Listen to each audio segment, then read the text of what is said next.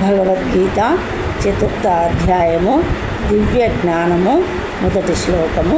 శ్రీ భగవాను వాచ పార్ట్ 1. ఇమం వివస్వతే యోగం ప్రోక్తవానహమవ్యయం వివస్వాన్వననే ప్రాహ మనురిక్ష్వాకవే బ్రవీత్. శ్రీ భగవాన్ ఉవాచ. దేవాదిదేవుడు పలికెను. ఇమం ఈ వివస్వతే సూర్యునికి, యోగం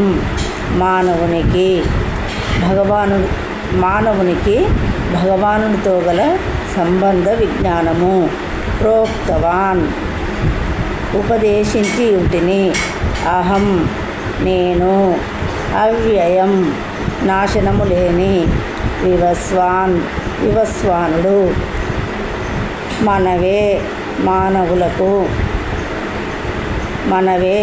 మానవులకు తండ్రి అయిన వైవస్వత మనువునకు ప్రాహ చెప్పెను. మనువు ఇక్ష్వాకవే ఇక్ష్వాకు రాజునకు అబ్రవీత్ చెప్పెను. దేవాదిదేవుడైన శ్రీకృష్ణ భగవానుడు పలికెను. నాశనము లేని ఈ యోగ శాస్త్రమును నేను వివస్వానునకు ఉపదేశించి తిని. వివస్వానుడు దానిని మానవ జాతి పిత అయిన మనువునకు ఉపదేశించెను.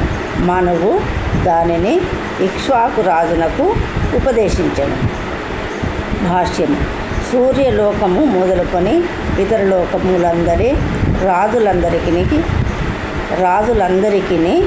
ప్రాచీన కాలము నుండియే భగవద్గీత బోధింపబడినట్లు భగవద్గీత చరిత్ర వలన మనకు ఇక్కడ తెలియచున్నది. సమస్త లోకములకు చెందిన రాజులు తమ లోకములలోని ప్రజలను సంరక్షించుట కొరకై ప్రత్యేకముగా నిర్దేశింపబడి ఉన్నారు. కనుక ప్రత్యేకించి రాజవంశీయులందరూ ప్రజలను చక్కగా పరిపాలించి వారిని లౌకిక బంధముల నుండి, కామబంధముల నుండి రక్షించుట కొరకై భగవద్గీత శాస్త్రమును సంపూర్ణముగా అవగాహన చేసుకొని ఉండవలెను. మానవ జన్మ అనున్నది దేవాదిదేవుడైన శ్రీకృష్ణ భగవానుని నిత్య సంబంధంతో కూడిన ఆధ్యాత్మిక జ్ఞానమును అలవర్చుకునుటకై ఉద్దేశింపబడినది. ఈ సందేశమును విద్య, సంస్కృతి, భక్తి ద్వారా ప్రజలందరికీ తెలియజేయుట అన్ని దేశ పాలకుల బాధ్యత అయి ఉన్నది. మరో విధముగా చెప్పవలననినా అన్ని దేశాల పాలకుల ప్రజల శ్రేయస్సు కొరకు ఈ కృష్ణ చైతన్య విజ్ఞానమును విస్తృతముగా ప్రచారము చేయవలెను. తద్వారా జనులందరూ ఈ గొప్ప శాస్త్రపు సహాయముచే తమకు లభించిన మానవ జన్మను సద్వినియోగపరచుకొనుచు జయప్రదమైన మార్గమునందు పయనింపగలుగుదురు. ఈ మన్వంతరమునందు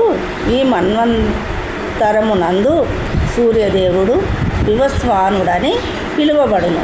అతడు సూర్యగ్రహ మండలమందలి సర్వగ్రహములకు మూలమైన